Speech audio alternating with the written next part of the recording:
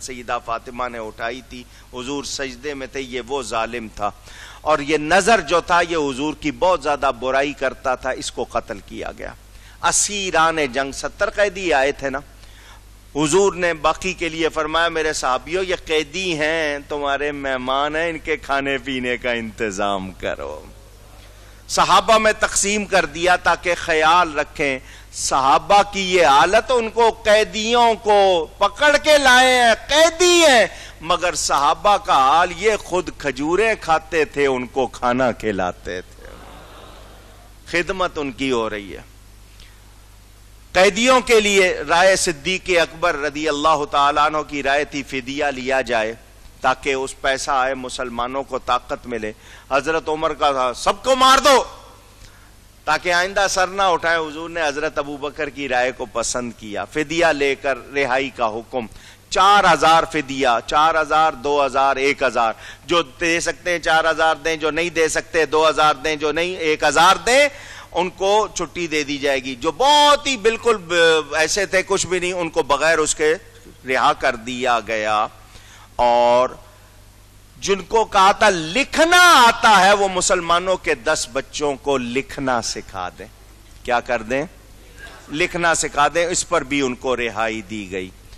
حضور صلی اللہ علیہ وسلم کے داماد ابو العاص وہ بھی اس وقت گرفتار ہو کے آئے تھے، حضور کے چچا حضرت عباس وہ بھی گرفتار ہو کر آئے تھے۔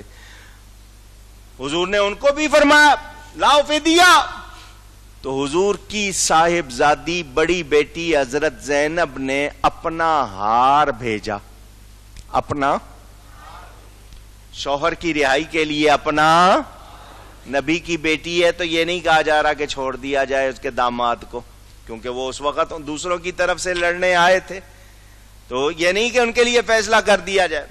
ہار بھیجا، حضور نے ہار دیکھا تو آپ کی آنکھوں میں آنسو آ گئے۔ وہ حضرت ختیجہ کا ہار تھا۔ حضور نے فرمایا یہ ختیجہ کا ہار تھا۔ حضرت ابو العاص کو رہا کر دیا، وہ فوراً مسلمان بھی ہو گئے، مگر صحابہ نے کہا حضور یہ آپ کی زوجہ محترمہ کا ہار تھا، آپ کی بیٹی نے بھیجا، ان کو واپس کر دیجئے، ہم نہیں چاہتے جس کی وجہ سے آپ کی آنکھوں میں آنسو آئے ہیں یہ واپس کر دیا جائے۔ حضور نے حضرت عباس اپنے چچا سے فرمایا چچا تم بھی فدیہ لاؤ، وہ کہنے لگے میرے پاس کچھ بھی نہیں۔ فرمایا چچا دینا تو پڑے گا، بغیر فدیہ دیے رہائی مل سکتی؟ اونچی، وہ بار بار کہہ رہے ہیں کچھ بھی نہیں۔ حضور نے فرمایا مکے میں اپنے گھر سے منگواؤ، انہوں نے کہا وہاں بھی کچھ نہیں۔ جب بار بار کہا نا کچھ نہیں، میرے آقا نے فرمایا چچا جب گھر سے چلے تھے میری چچی کو کمرہ بند کر کے سونے کی اتنی اینٹ نہیں دے کر آئے تھے؟ اتنی بڑی اینٹ میری چچی کو دی تھی اور کہا تھا میں واپس آ گیا تو ٹھیک ورنہ تو اس سے گزر بسر کرنا۔ حضرت عباس کانپنے لگ گئے۔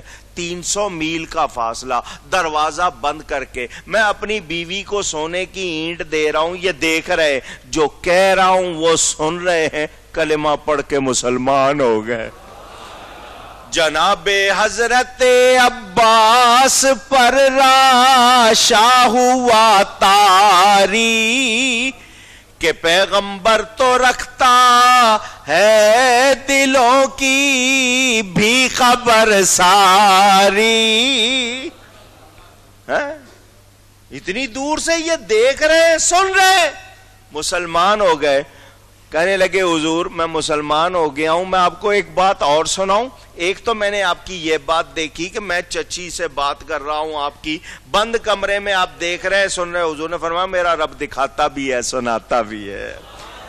کہ ایک بات میں نے اور دیکھی تھی، آپ اس وقت گہوارے میں لیٹے ہوئے تھے جس کو ہم بچپن کہتے ہیں، میں آپ کے پاس آ کے لیٹ گیا تھا، رات کا وقت تھا، میں نے دیکھا چاند ہل رہا ہے، چاند اونچی، میں آپ کے پاس آ کے لیٹا ہوا تھا، یہ بھی بچے تھے، تو کہنے لگے میں اٹھ کے بیٹھ گیا کہ میری آنکھیں تو نہیں چکرا رہی ہیں، کوئی زلزلہ آیا ہوا ہے کیا آیا ہوا ہے، لیکن میں نے دیکھا چاند ہل رہا ہے، باقی کوئی چیز نہیں ہل رہی تھی، صرف چاند کبھی ادھر ہو رہا ہے کبھی ادھر ہو رہا ہے۔ سائنس مانے گی؟ پوچھ رہا ہوں، مانے گی؟ سائنس ہے نا۔ تو سائنس کو مسلمان کرنا ہے، سائنس کو، ہم نے سائنس کے پیچھے لگ کے ایمان چھوڑنا۔ وہ جو کہتے ہیں نا سائنس سائنس سائنس، اور میں پوچھتا ہوں تمہاری سائنس میں ہے کیا؟ یہ بھی اللہ کی قدرت ہی ہے نا، جتنی تمہیں سمجھ آ جاتی ہے تم اس کو سائنس کہتے ہو۔ یہ چاند رب نے بنایا، تم نے نہیں بنایا، وہ جس طرح چاہے جو چاہے۔ ثبوت چاہیے نا، میرے پاس آ جانا، میں قرآن سے بھی دے دوں گا اور عقل سے بھی دے دوں گا، ٹھیک ہے نا؟ اس وقت مجھے بات کر لینے دو۔ وہ کہتے ہیں چاند کبھی ادھر کبھی ادھر۔ حضرت عباس کہتے ہیں اچانک میری نظر پڑ گئی آپ کے ہاتھ پر، آپ جھولے میں لیٹے ہوئے جدھر ہاتھ ہلاتے تھے چاند بھی ادھر ہو جاتا تھا۔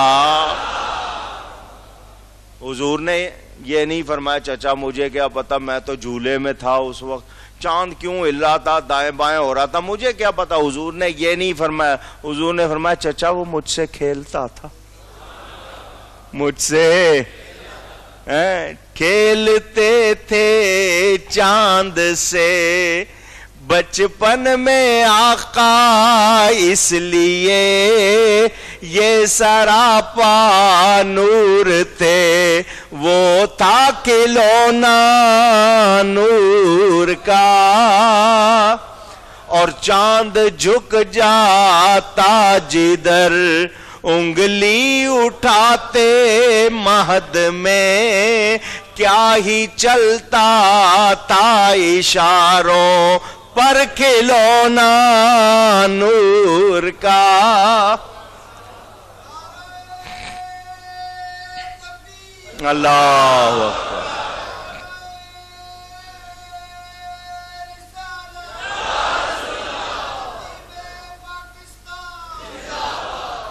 آگے بھی سناؤں؟ حضور نے ان کو بتایا تو چچی کو اینٹ دے کے آیا، وہ آگے سے بتا رہے ہیں حضور بچپن میں بھی ایک بات دیکھی، فرمایا چچا اور سن، تو نے تو دیکھی نا، میں تجھے اور سناتا ہوں چچا۔ جب میں اپنی ماں کے پیٹ میں تھا، اپنی ماں کے شکم اقدس میں تھا، اور چاند عرش الہی کو سجدہ کرتا تھا، میں اس کی دھمک بھی ماں کے پیٹ میں سنا کرتا تھا۔ اللہ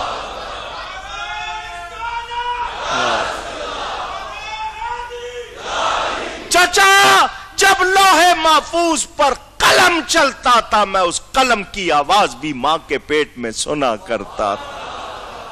جو وہاں قلم کی آواز سن رہے ہیں، یہاں ہمارے درود کی نہیں سن رہے۔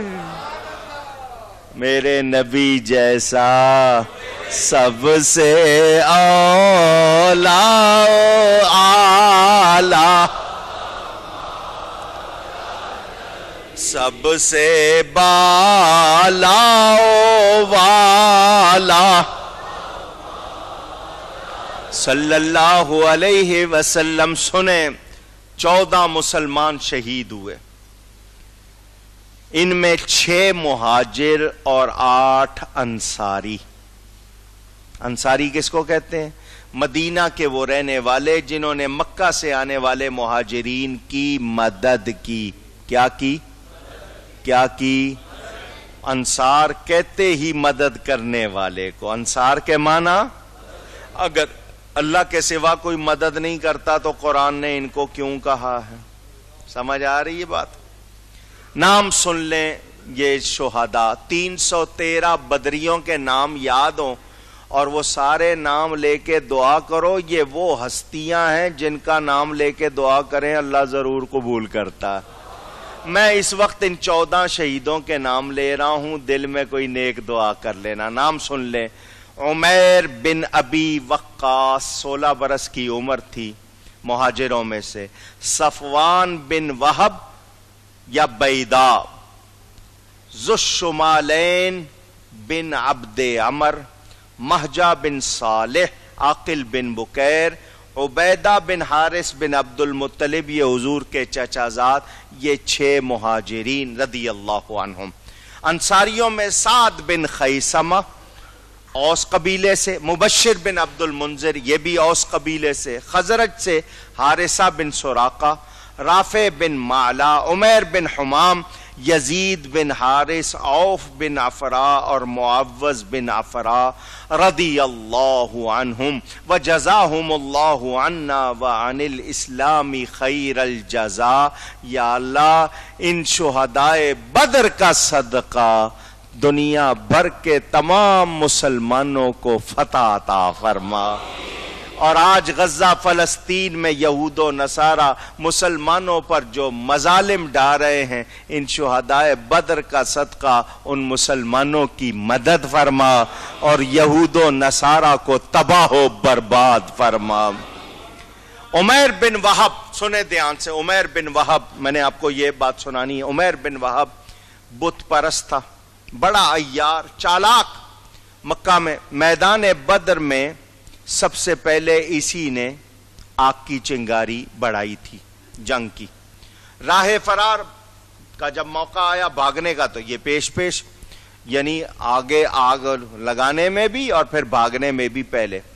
امیہ بن خلف کے بیٹے صفوان کا یہ دوست تھا، عمیر کا بیٹا قیدی تھا اس عمیر کا۔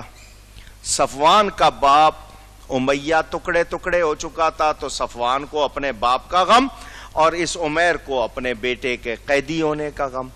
دونوں میں انتقام کے شعلے، عداوت کی، لڑائی کی، انتقام بدلے کی آگ بھڑک رہی تھی۔ دونوں کمرے میں بیٹھے تھے، اپنے اپنے پھپھولے نکال رہے تھے۔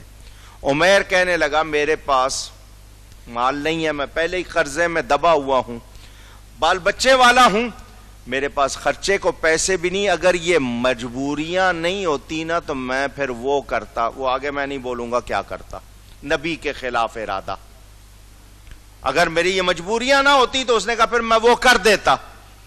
صفوان نے کہا اگر تیرے اندر اتنا جوش ہے اور تو کرنا چاہتا ہے تو سن، تیرا قرض میں ادا کروں گا، تیرے بچوں کی پرورش میں کروں گا، عمر بھر کا خرچ میرے ذمہ، جا تو وہ کام کر۔ اس نے صفوان کو تلوار دے دی اور اس کو زہر کا بجھاؤ بھی دے دیا، دھوئیں سے گزارنا زہر کے، تاکہ اگر تلوار کسی کو لگے تو زخم بھی آئے اور زخم میں زہر بھر جائے، بچنے کی امید نہ ہو، وہ اس طرح کرتے تھے، بجھاؤ دیتے تھے۔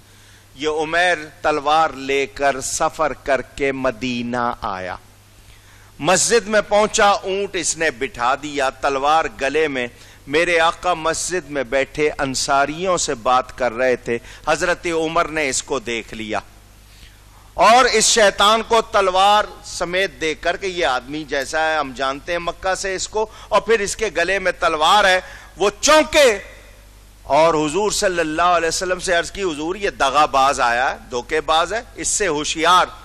میرے آقا نے دیکھ لیا، فرمایا ادخلہ علیہ، اس کو میرے پاس لے آؤ، اس کو میرے پاس لے آؤ۔ وہ آگے آیا سامنے، فرمایا کیسے آئے ہو؟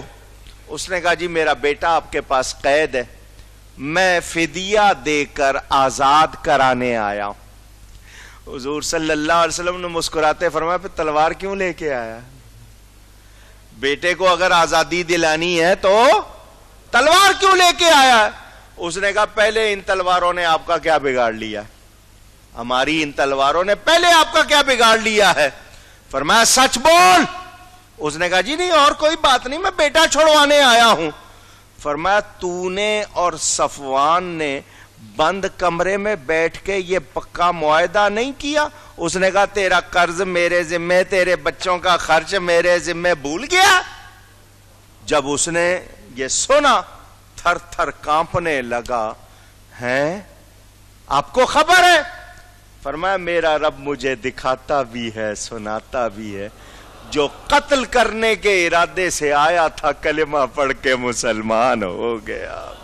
صفوان کو اطلاع دے دی اب تیرا مجھ سے کوئی تعلق نہیں، ہاں جس دن تو نے اپنی گردن کٹوانی ہو میرے سامنے آ جانا، تیرے باپ کو بھی مارا ہے تجھے بھی نہیں چھوڑیں گے۔ وہ حضور صلی اللہ علیہ وسلم کا غلام بن گیا۔ اندازہ کریں یہ جنگ بدر مسلمانوں کے لیے فیصلہ کن معرکہ، ہمیشہ کے لیے یہ بات قائم ہو گئی کہ حق کو وقتی طور پر کوئی دبا لے مٹا سکتا اونچی نہیں. توجہ، حضرت علی کرم اللہ تعالی وجہ الکریم، حضرت امیر معاویہ، اور تیسرے کون ہے؟ ایک اور صحابی. ان تین کے خلاف بھی اسی دن لوگوں نے معاہدے کیے اور پروگرام بنایا کہ ان کو بھی قتل کریں گے. وہ واقعات آپ سنتے رہتے ہیں. حضرت علی کرم اللہ تعالی وجہ الکریم کو بھی 17 رمضان کو کوفہ شہر جو عراق کا ہے اس میں وار کیا گیا آپ پر. روایات کے مطابق مسجد میں وار ہوا. 3 دن تک آپ اس کے بعد زخمی حالت میں رہے اور 21 رمضان کو آپ کی شہادت ہوئی. بڑا مشہور ہے واقعہ کہ ان کی ولادت ہوئی ہے کعبے میں، شہادت ہوئی ہے مسجد میں. مگر حضرت علی کی فضیلت یہ نہیں ہے کہ کعبے میں پیدا ہوئے ہیں اور مسجد میں شہید ہوئے ہیں. ان کی یہ فضیلت نہیں. کعبے میں اور بھی ہستیاں پیدا ہوئی ہیں. ان کی فضیلت یہ ہے، حضور نے ان سے فرمایا انت اخی فی الدنیا والآخرہ، اے علی تو دنیا و آخرت میں میرا بھائی ہے. فرمایا میرے اللہ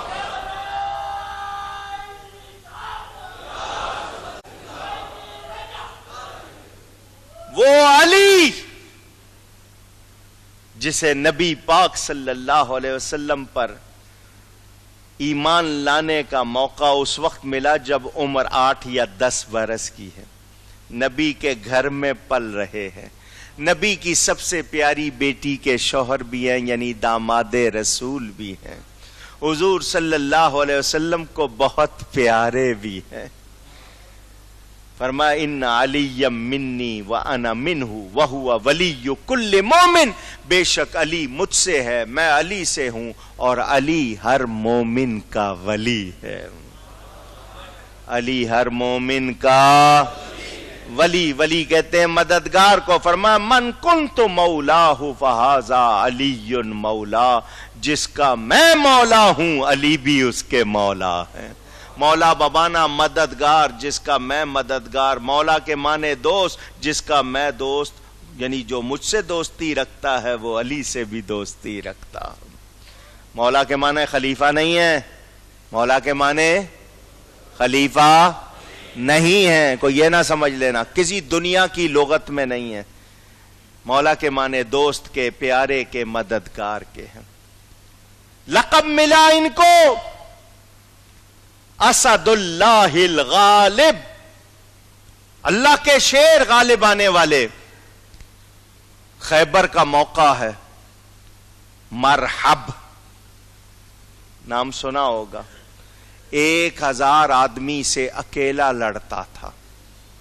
ایسا جنگجو اس زمانے میں 1000 سے اکیلا لڑنے والا. پورے خیبر میں دھاک بیٹھی ہوئی تھی اس کی، اور وہ خود کہتا تھا قد علمت خیبر انی مرحبو، پورا خیبر جانتا ہے میں مرحب ہوں. کیا مطلب؟ کسی ماں نے نہیں جانا جو میرا مقابلہ کرے.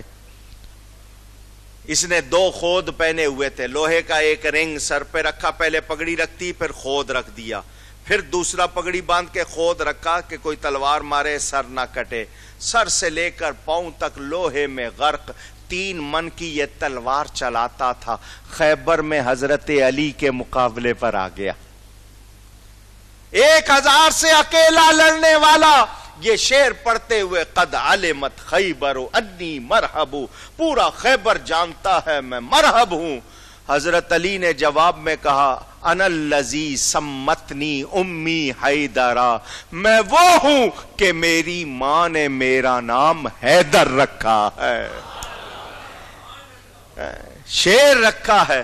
اس نے حضرت علی پر وار کیا. حضرت علی نے ڈھال جس کو سپر کہتے ہیں نا، اس کے وار کو روک لیا اور اپنی تلوار ذوالفقار گھماتے ہوئے اس پر ماری. اس کے سر پر لوہے کے 2 خود، وہ کٹے، سر کٹا، باڈی کٹی، گھوڑا کٹا. حضرت علی کی تلوار کی نوک زمین پہ جا لگی اور کنواں جاری ہو گیا. اللہ یا رسول، یا چشمہ جاری ہو گیا. آج تک نشانی موجود. اور لوگ سارے حیران. اور 1000 بندے سے اکیلے لڑنے والے کو حضرت علی نے یوں کاٹ دیا جیسے گاجر مولی کو کاٹتے. بھاگ بیٹھ گئی. اللہ تعالیٰ نے فتح عطا فرمائی. وہ حضرت علی کرم اللہ تعالی وجہ الکریم، جو نبی پاک صلی اللہ علیہ وسلم کے چچا زاد بھائی بھی ہیں، خلیفہ بھی ہیں، داماد بھی ہیں، پیارے بھی ہیں. وہ خلیفہ رابع. آپ مدینہ منورہ سے کوفہ چلے گئے تھے، وہاں جا کر آباد ہو گئے تھے.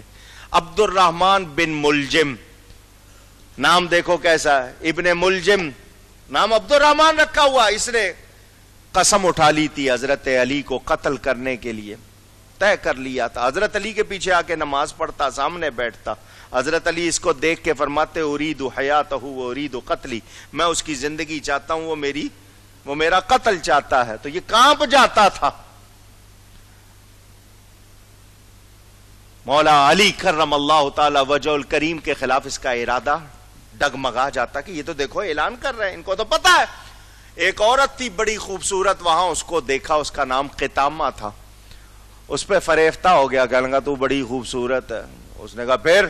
کہنے لگا شادی کر لے. اس نے کہا میں تو نہیں کرتی.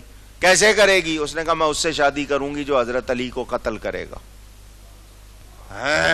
یہ بات ہے، تو میں تو آیا اس لیے ہوں. جو اس کا ارادہ تھوڑا سا ٹھنڈا پڑا تھا اس کو دیکھ کے اور زیادہ ہو گیا. کہنے لگا بس تو تیار رہو، میں آ رہا ہوں، کسی اور سے نہیں. اس نے کہا بھی تو بھی فکر نہ کر. یہ حضرت علی کی طاق میں بیٹھا ہوا. آپ، رمضان کا مہینہ تھا. ایک رات اپنے بڑے بیٹے حضرت امام حسن کے ہاں رہتے، ایک رات اپنے بیٹے حضرت امام حسین کے ہاں رہتے، ایک رات اپنی بیٹی حضرت زینب کے پاس رہتے. اس دن آپ حضرت امام حسن کے پاس تھے. سحری کر کے آپ جب نکلتے تو آپ یہ طریقہ تھا الصلاۃ الصلاۃ پکارتے ہوئے جاتے تھے، لوگوں کو نماز کی دعوت. بطخیں بہت شور کر رہی تھی. حضرت امام حسن نے کہا بجان کیا بات ہے، یہ بطخیں بہت شور کر رہی ہیں. فرمایا کسی پر نوحہ کر رہی ہے، کسی پر رو رہی ہیں. اشارہ تو کر دیا لیکن اس وقت دھیان ادھر نہیں گیا. آپ مسجد تشریف لے گئے. ایک روایت کے مطابق رستے میں وہ کھڑا تھا اور اس نے، ابن ملجم نے آپ پر وار کیا. دوسری روایت کہ آپ مسجد میں تھے محراب میں، وہاں آپ پر وار کیا. ظالموں نے جو ارادے کیے تھے اس کے مطابق اس کو تیار کیا تھا، اس نے آ کے وار کیا. وہاں جتنے مسلمان تھے حضرت علی کے عقیدت مند، انہوں نے اس کو پکڑ لیا. حضرت علی اس حالت میں بھی فرماتے ہیں اس نے مجھ پر ایک وار کیا ہے، تم ایک سے زیادہ نہ کرنا، ایک سے زیادہ. اس نے مجھ پر ایک وار کیا. اس حالت میں بھی دیکھو عدل و انصاف، لوگوں نے اس کو آگ لگا دی. جوش اتنا تھا، لوگوں نے اس کو آگ لگا دی. وہ تو فنا فی النار دنیا میں ہی ہو گیا. حضرت علی 3 دن، وہ جس گھر میں آپ کی وفات ہوئی وہ گھر آج بھی موجود ہے. تھوڑا سا پلستر کر دیا لیکن پرانا گھر اسی طرح آج بھی وہ موجود ہے. جس بستر پر آپ کی وفات ہوئی وہاں پر انہوں نے، پہلے وہ کچی مٹی تھی، اب وہاں بھی پلستر. جب تک کچی مٹی تھی کئی مرتبہ جا کے اس پہ لیٹ جاتا تھا میں برکت حاصل کرنے کے لیے. تو اس بستر پر آپ لیٹے ہوئے، ایک طرف آپ کے امام حسن کھڑے، ایک طرف امام حسین کھڑے، سب رو رہے تھے. آپ نے فرمایا جو میں دیکھ رہا ہوں اگر تم دیکھو گے تو نہیں روو گے. سب نے پوچھا کیا دیکھ رہے ہیں آپ؟ فرمایا میں دیکھ رہا ہوں حضور صلی اللہ علیہ وسلم انبیاء کی جماعت کے ساتھ مجھے لینے آ رہے. حضرت علی کرم اللہ تعالی وجہ الکریم علم کے لحاظ سے، مرتبے کے لحاظ سے، شان کے لحاظ سے، کمالات کے لحاظ سے بڑی درجے والی ہستی ہیں. اسلام کے محسن ہیں، مسلمانوں کے محسن ہیں. کروڑوں سلام ان پر. وہ نبی پاک صلی اللہ علیہ وسلم کے پیارے ہیں. 17 رمضان المبارک ان پر وار ہوا اور 21 کو ان کی شہادت ہوئی. ام المومنین حبیبہ حبیب رب العالمین، صدیقہ بنت صدیق، عتیقہ بنت عتیق، حضرت سیدہ طاہرہ عائشہ صدیقہ، سب کہیں رضی اللہ تعالی عنہ، وہ خاتون جس کو اللہ نے اپنے حبیب کے لیے چنا، منتخب فرمایا، جبریل امین ان کو سبز ریشم میں لپیٹ کے لائے کہ اللہ نے ان کو آپ کے لیے دنیا و آخرت میں آپ کی بیوی بنایا ہے۔ تو حضور کو اسی لیے ان سے بہت محبت تھی کہ ان کو اللہ نے آپ کے لیے پسند کیا تھا۔ حضور صلی اللہ علیہ وسلم کی ازواج مطہرات میں یہی کواری تھیں جو آپ کے نکاح میں، باقی تو سب بیوائیں تھیں۔ حضور ان سے بہت محبت فرماتے تھے، بڑا پیار تھا ان سے۔ فرمایا عورتوں میں افضل مریم بنت عمران اور آسیہ مشہور ہیں، اور عائشہ کو عورتوں پر ایسی فضیلت جیسے عرب میں سرید کھانے کو سب پر فضیلت۔ یہ کھانا گوشت اور گندم سے بنایا جاتا ہے جو عرب میں سب سے بڑی ڈش اور مہنگی اور سب سے قیمتی، اس کی بڑی شان تھی۔ فرمایا جس طرح وہ کھانا سب سے افضل ہے، عائشہ سب سے افضل ہے۔ حضور صلی اللہ علیہ وسلم کی یہ زوجہ محترمہ، حضور نبی کریم سے ان کو کتنا علم ملا، اور حضور کے بعد تقریباً 47 برس، کتنا عرصہ یہ رہیں، 50 برس۔ علماء کہتے ہیں دین کے اگر 3 حصے کیے جائیں، دین کے 3 حصے کیے جائیں تو ایک حصہ حضرت عائشہ سے امت کو پہنچا ہے۔ اتنی مقدس خاتون، اور یہ جو تیمم کرتے ہو یہ حکم بھی ان کی برکت سے ملا ہے، ان کی برکت سے ملا ہے، ان کا فیضان ہے، اور کتنے احکام ان کی وجہ سے ہمیں ملے ہیں۔ یہ بڑی ہی مقدس خاتون، عابدہ، زاہدہ۔ علماء کا حال یہ کہ جو صحابہ میں بڑے بڑے علماء تھے وہ کہتے ہیں ہم جب کسی مسئلے میں پھنس جاتے تو حضرت عائشہ کے پاس جاتے، وہ مسئلہ حل کرتی تھی، اتنی بڑی عالمہ اور فقیہہ تھی۔ حضور صلی اللہ علیہ وآلہ وسلم کی پیاری حضرت مجدد الفسانی، نقشبندی سلسلے کے مشہور بزرگ، کہتے ہیں میں جب بھی فاتحہ کرتا تھا، نیاز بھیجتا تھا، کہتا تھا حضور صلی اللہ علیہ وسلم کو پہنچے، تمام اہل بیت کو پہنچے، اس طرح کر دیتا تھا، نام الگ سے نہیں لیتا تھا۔ فرماتے حضور میرے خواب میں آئے، فرمایا تم عائشہ کا نام نہیں لیتے ہو، میں کھانا عائشہ کے ساتھ کھاتا ہوں۔ یہ ان کی فضیلت ظاہر کرنے کے لیے نبی پاک صلی اللہ علیہ وسلم کو بہت پیاری تھی، ہماری محسنہ ہیں، محسنہ کائنات۔ ان کا یوم وصال 17 یا 18 رمضان بتایا جاتا ہے، کچھ لوگ 16 کہتے ہیں، زیادہ تر 17 یا 18۔ اللہ ان پر بھی کروڑوں رحمتیں فرمائے۔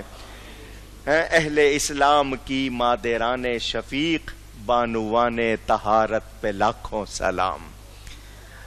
یہ ان ہستیوں کا دن مناتے ہوئے میں نے مختصراً ہدیہ عقیدت پیش کیا، 2 مسئلے کرنے آپ کے سامنے۔